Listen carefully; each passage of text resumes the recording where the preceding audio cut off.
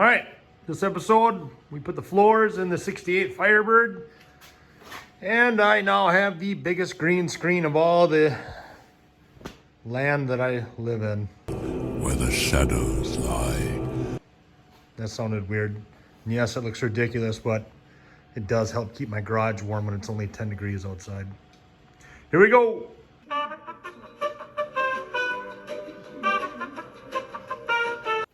A few months ago in the fall, when I knew winter was coming, I decided I needed to do something so I can still work in my garage this winter without freezing. So, me being the cheap wad that I am, Cheap as hell. I came up with the idea of splitting the garage in half. So I only had to heat half of it. Yeah, I know, I'm cheap, I'm crazy. So, actually, my brother came up with the idea of hanging tarps from the ceiling. And then I took it another level up and decided to use a pulley system so I could lift it up when I'm not using it, so it's up out of the way. So, I did not tape everything, me screwing everything to the ceiling, because it's boring. So, Well, you know, that's just like your opinion, man. but I'll start off by showing you how I did the pulley system and what I used for that. So, without further ado, let's go over my very cheap idea of staying warm this winter in my garage. All right, so here's the bicycle lift kit. This is the top. I'll put this just like so up on this end, because then I'll put my anchor to tie up my rope against that wall. This one will go like this, more this way. And then these are what you would hook to your bike.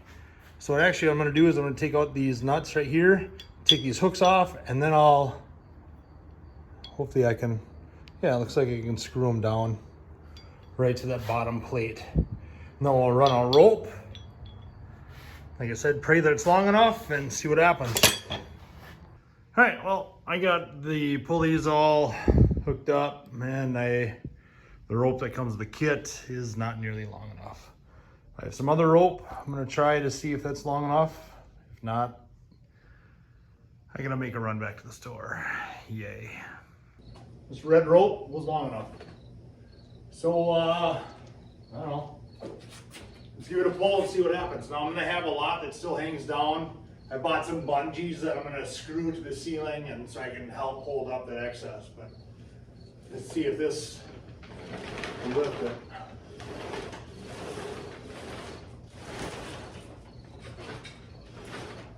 Don't want to lift one side, huh? That's not good.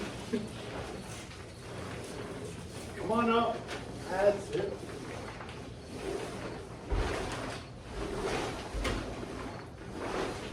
There you go.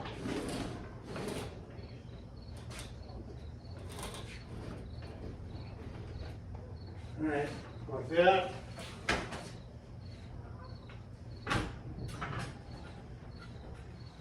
Okay. Oh, it's up. Now I'll get those bungees and make it so the bungees hold the weight instead of just the rope. All right, there it is, all wrapped up, buttoned up. So I got 4 bungees. I got 2 here, and then I got 2 on that side.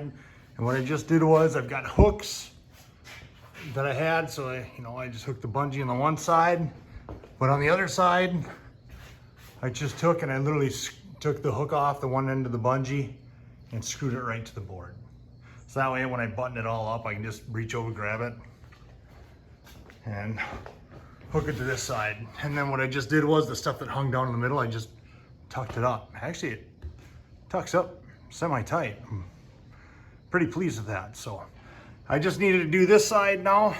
I don't have the material for it yet. I just wanted to buy enough just to test this, just to make sure it wasn't too crappy or looked too hokey. And I mean, it looks a little hokey, I guess. Oh yes, yes it is. Yes, but you know what? I don't care. It gets cold in here, and this, I'm hoping, stays a lot more warm come December, January, February, and into March. So it does. It just, I want to work in here. If I'm gonna do that, I gotta try to keep it warm. This will help with that. So All right, let's get the rest of the material, get this up, and show you what it looks like all done. Much later.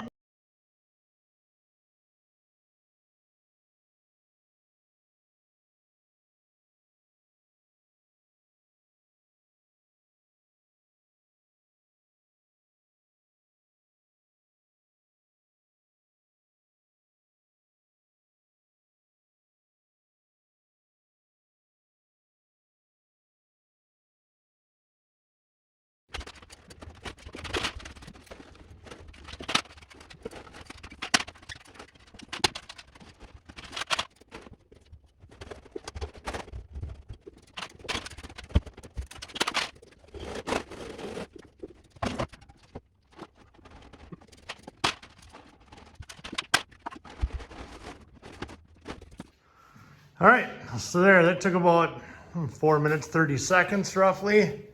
Here's where I will come in and out.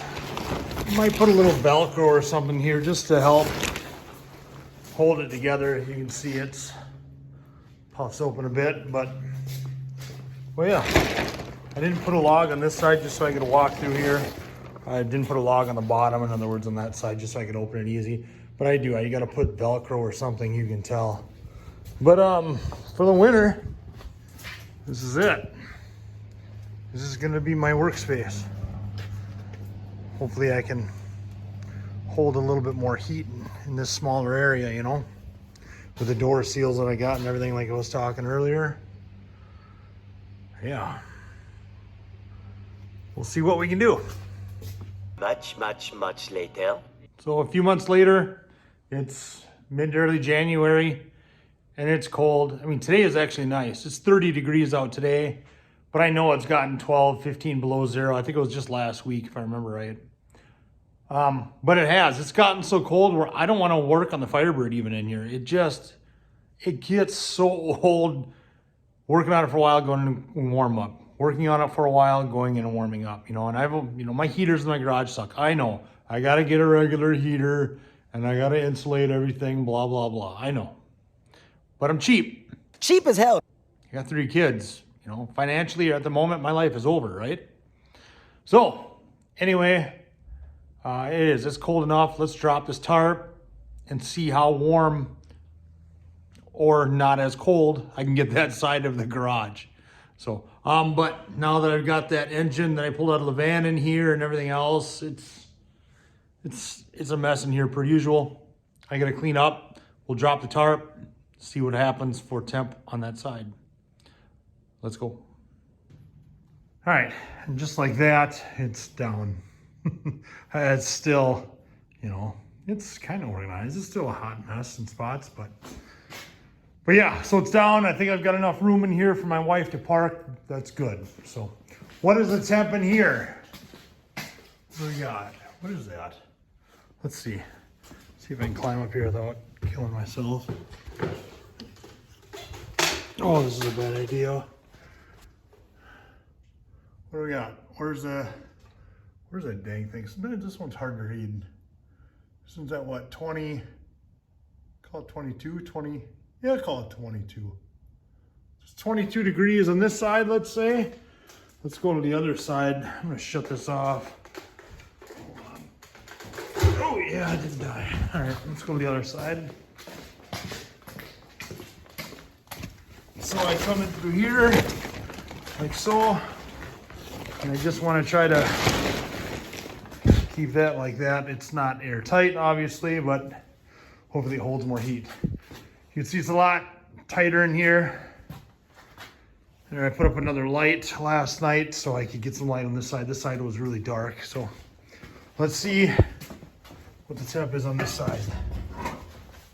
The other side was 22. This side should be the same, about roughly. Come on, show it. These old style thermometers are hard to read. So yeah, 20. This one's 23, 24 maybe. So let's turn on the heaters. I'll show you what I got. All right, so my first heater, it's infrared. I mean, they're both infrared. I bought that last year. I love that heater. It really, I mean, you can feel it back here, you know, kick out some heat. Like that a lot. So I went to Home Depot yesterday to look for heaters. They didn't even have any.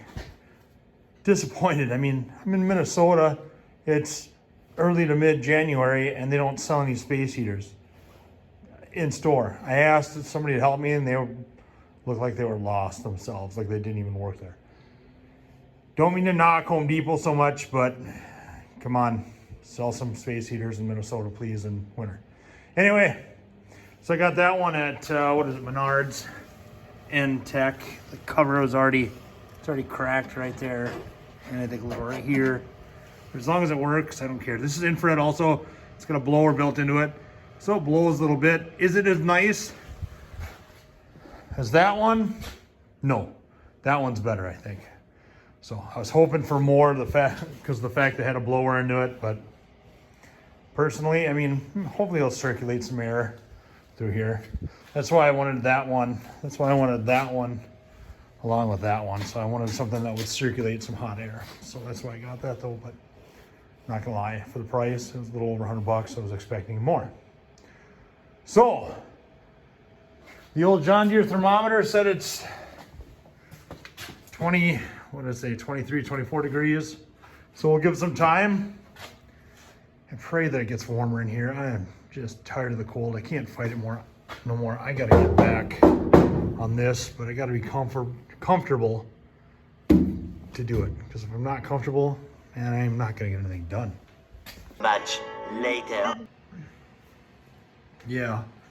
So you're probably saying, well, you're cheating a little bit by putting it right, the thermometer right where it's at. But really I'm not, because this is where I'm gonna be working on the Firebird. So my goal is, I really want to see 40 degrees. That's really in the back of my mind. I told myself, if I can hit 40 degrees here, and it says it's 30 outside, but the other side still is 22 on the other side of the tarp here, or 20. So right now I have what? Look at that. I've got 38. Oh, what a tease. I want 40. I'm gonna say it, I want 40. Check the temp outside. What do we got here?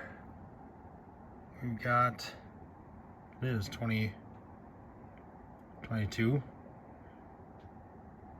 23 degrees. Much later. Finally back on the Firebird. The wall of green is up. It's cold out. You've got to remember, it's January in Minnesota and I am doing anything and everything to try to keep warm so I can stay out in the garage. But anyway, we're back on the Firebird. Been too dang long. We're putting the floors in. Now, you can see that top one I did. I've already done this side, this passenger side, it's in. Now I'm gonna do the driver's side. You can see what I did was, honestly, just all the way around it, I just spot welded it. Now this hole underneath this car is all spot welded everywhere you look. So I didn't see a big deal if I did or didn't make seam welds, whatnot. Is it the way they did it from the factory? No. But like I said, there's already spot welds all over this car. This is not a show car. Far from it. This is plenty strong. It's not going to go anywhere. And it's about 1,000,000 times stronger than the rot that was already in it. So I'm going to show you how I did it. And you can pass judgment on me all you want. That's fine. This is the way I did it. You know, if this works for you, great. If it doesn't, that's fine too. All right, so on the inside of the car, you can see the seat pan. It's not the seat pan, but it's the framework where the seat sits on. It's actually also the framework for the subframe, those 4 bolts that I was talking about in the past episode that bolt onto this shell. That's one of the holes right there. There's the other one right there. So you really don't want to mess with this. I admit I started to, and I was like, this is foolish. So I put it back. I made all the proper marks and everything to make sure I put it back in the right spot. I didn't take it all the way out. I started to, and I was like, there's got to be another way to do this. So I calmed down, realized that I'm not building a show car, and yeah. So what I want to do though, I want to open up these holes right here. okay? Or these floor pans right here, but I don't want to mess this. So what I did was, you can see that hole there, and that hole down there, and then I did a hole over there, and then I did a hole right there. So what I'm gonna do now is, come over to this side. You see the hole? Where's the other one? There's the other one. There's that one and there's that one. So I'm gonna make a mark right here. And then I'm seeing here, I'm gonna make mark, connect the dots, where to go? Right there. And then I'll cut here, and then I'm just gonna cut out a hole here. Same here. Connect the dots. I'm gonna cut out a little hole here. That'll give me some access so I can start peeling this skin off of that seat pan, frame rail, whatever you wanna call it. I'll show you in a bit.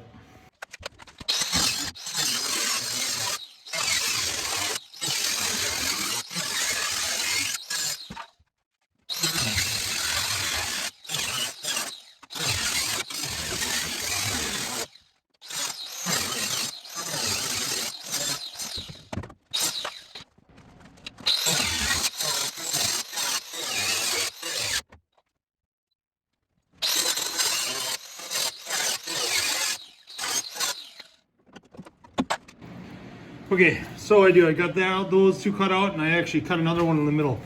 You can see the bottom of that pan that's on the inside of the car. Right there.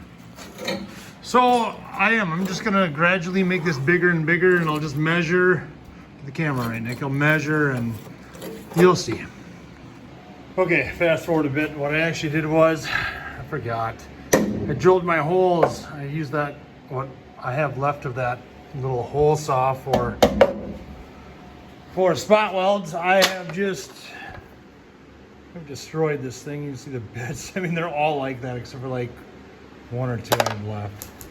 So I did what I could with what I had. Now I got most of them, at least they're on this pan that I need to get. But then what I did was, you can see in the high spot here in the rib part, I just sliced it right down the middle. So then I can go like this, hopefully, oh, one popped, the other popped. So there you go. So now you can see I've got a lip here, and then there's a lip that actually is right about here. The edge is right about here. So because it's nice and wide, it's doubled up on both sides. So give me a bit, and I'll expose this, and I'll show you what's behind here. I mean, it's obviously super exciting. Come on. Come on, you know you want to just break.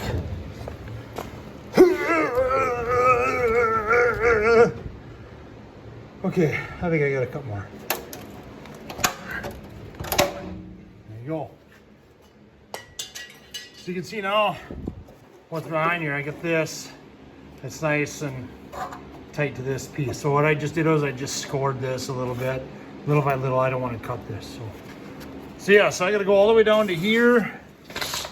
And then I cut, I think on the top, where did I cut it? I cut it right where this kind of meets right here. So I'll cut it right around here. Maybe, maybe I can right around here. I don't know, I'm just gonna cut the dang thing. Yeah, I did, I must have cut it farther this way. Yeah, so I did, that's why I left room here. So I can just spot weld it to this, and then I'll even put a little seam weld here just to connect this piece. So, then I got all these plug welds yet. And then I cut it there because I overlapped it up here. Sorry, my camera work's not the best. So, but I'll lay it over here and I'll just plug weld it here. And then I'll just lay over this a little bit and plug weld it here. So, still a lot more plug welds to drill out, which sucks. And yes, I know I'm spoiled because I got this thing on a rotisserie. You know, the way I'm doing it, if I didn't have a rotisserie laying on my back, it would suck. But you kind of don't have a choice because they put these on the inside of the car. So if you got a Camaro Firebird and you're doing the floors, you're doing whole sections like I am like this, you don't have a rotisserie or something to flip it down or a lift to get under it, it's gonna be a lot more work. That's all I'm saying. All right, we're back at it. I've got my hole cut to the size that I want. I even ground down some welds, got rid of a little bit of rust. I still need to do so to here, and then where I'm gonna plug weld it up all the way around. Yeah, and then I've got this cut to semi-size. There's a little bit more trimming I got to do to it. We're almost there, but before I finish that, I need to address this and this. So I want to get this all fixed. You know, I might be able to use the parts that I cut off. You know, that's the front end of the new floor pan. I might be able to use some of this. I got some other metal. That was nice. But I do. Before I go any further with throwing in the rest of the floor pan, I want to fix this little stuff first. You know, that way too, if I have to weld behind here or something before that pan's in the way, I can do that. All right, let's see what we do. All right. Oh, now that I got that light right in your face. I got this fixed. I just took a piece of the floor, like I said, put it in there, then another piece of steel. The welds are not the prettiest, but it'll hold, you know. Yeah, I mean, the whole thing's not the prettiest, but no one's gonna see it. And if you do see it, I don't care because it's under the car and under carpet. So some of the welds were hard to get to because I got a brake pedal in my way, couldn't get my helmet in there, and yeah. But it should work. So next, what I did was I put this up against here, and then I went on the other side and I traced this line, and that's right here. So if I'm back and forth with the camera, my apologies. If I'm going to plug weld it like this, I need to have this, that little overlap, and that's what this is. So right here, you can see I'm gonna cut it, and then I'll drill my holes, put it up there, mark for these holes too, and drill these out. And just like I did here, you can see this. See, I've got one plug I missed. I gotta get that. But yeah, so it'll look like this. So I think that looks all right. I know, like I said earlier, the bottom didn't have this many plug welds in it, but I mean, there's still, like I said, plug welds all over this thing. I'm sure it'll be fine. Not a show car. We build runners, and that's what this is gonna be.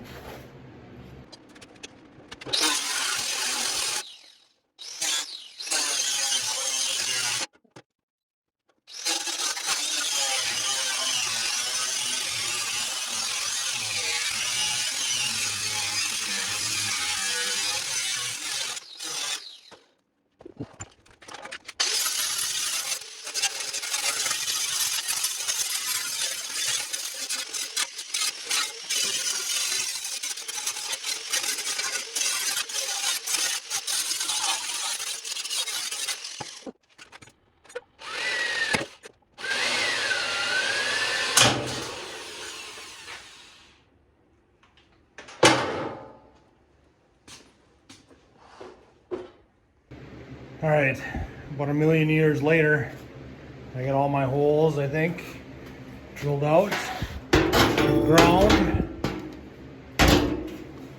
So yeah, I think this is ready to put up here. I've ground down everything.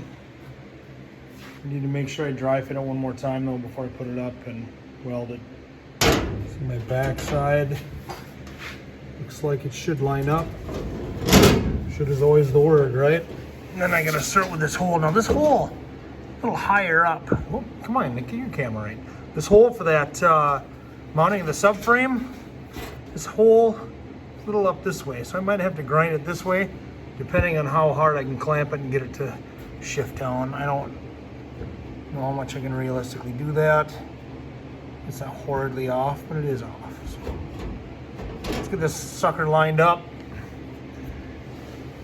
Make sure it fits. All right, so I've got it in place. And what I wanted to do is I like to start from the inside and move my way out. So to do that, I got to start with these verticals first. Okay, so the key thing is, in my eyes, to get the bottom part nice and flat. I've got 3 clamps on it. They're not on by much, but they're on. And then I want to try to get this hole lined up best I can. Now, I've sat there, I beat down on it, you know, to try to get it to sit. This is it's touching. I can't get it any better. So eventually I'm just gonna have to take a grinder and just oblong this hole just a little bit. It is what it is. So, but see, I've got these long C-clamps. I just got them from Harbor Freight. And I get a piece of wood and then I just do it. And I cinch it up until I can see the metal just button up to each other. So I got it good and tight, so I will. I'll start with my tacks here, or my tacks. my plug welds here, I should say. And then I'll come down to this side and I'll do the same thing on this side. And just work my way out. And then I think what I think I did these next. These on the, like I did on the top. I don't know. We'll just wing it and see, right?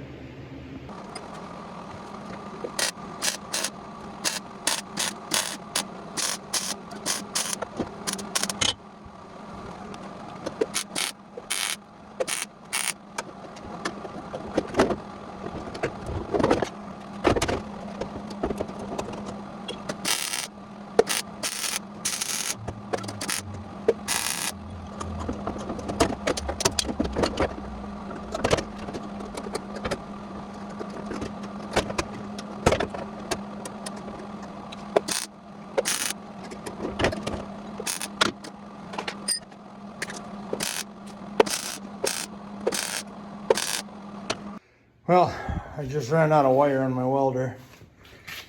And I don't mean to make excuses, but those welds are kind of ugly, especially for just spot welds. I can't see on that helmet. I gotta do something about this. I've had this forever, and it just, see the button's broke, and it hits me in the face. Oh, it looks good on you, though. Yeah, excuses. So I guess I'm done for tonight. I'll have to get some wire. Maybe I'll see if I can find a helmet for cheap somewhere. All right, I got wire back in the welder. You can hear it humming away.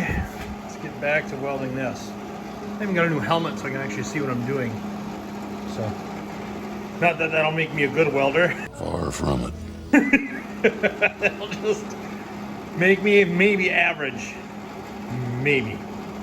Much later.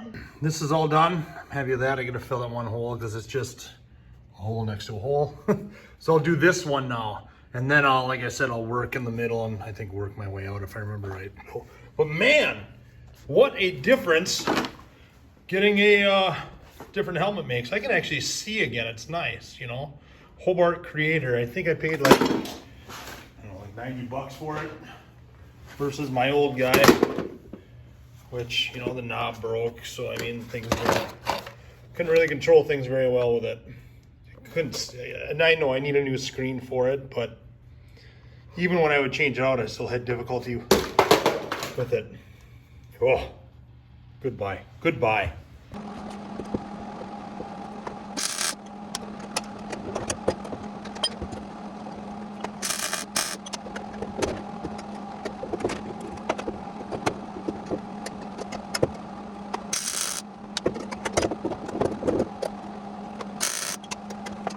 All right, so you can see I got this back one done and I'm starting to hit the top now. Now as I go over, it's actually, I just had to get it started. You know, I did this one, then this one. And then honestly, I just took my hammer and just kept hitting it. And then in this little valley here, I just took my, where is it? Oh, I had it a second ago, there it is. I just took my chisel with the flat tip that I got and it just sat there.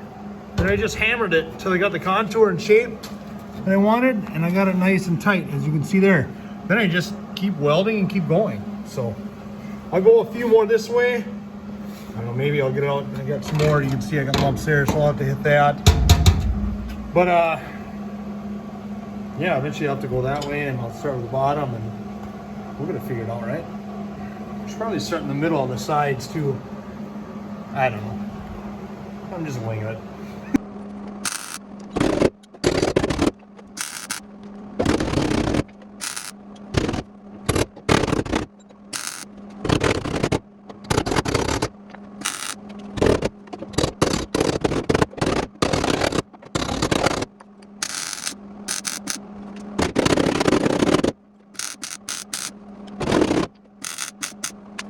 All right, so you can see I've come to kind of a corner here and I've got a bulge right here.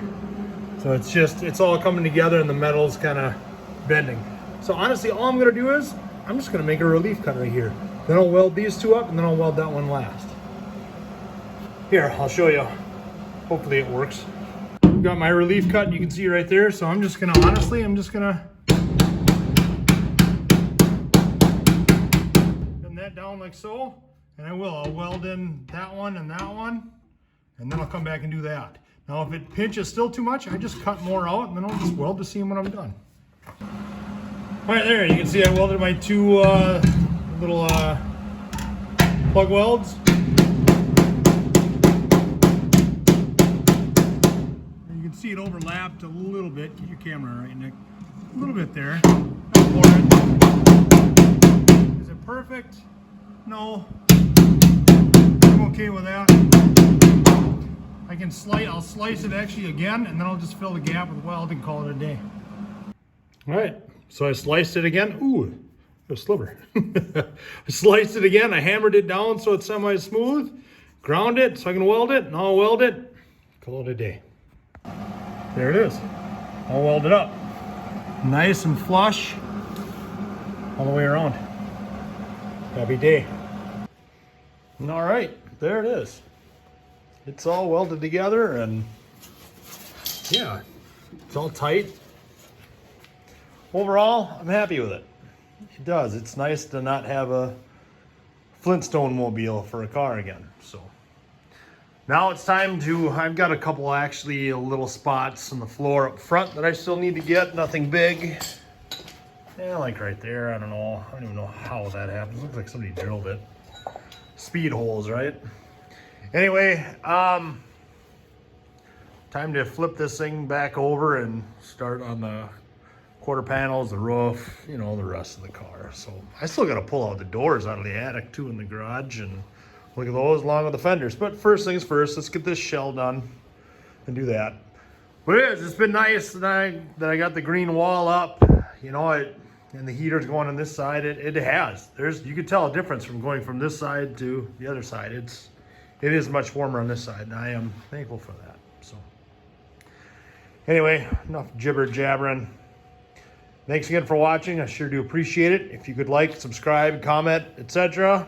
Per usual, you would be my hero. Thanks again. Take care. Thanks for your time.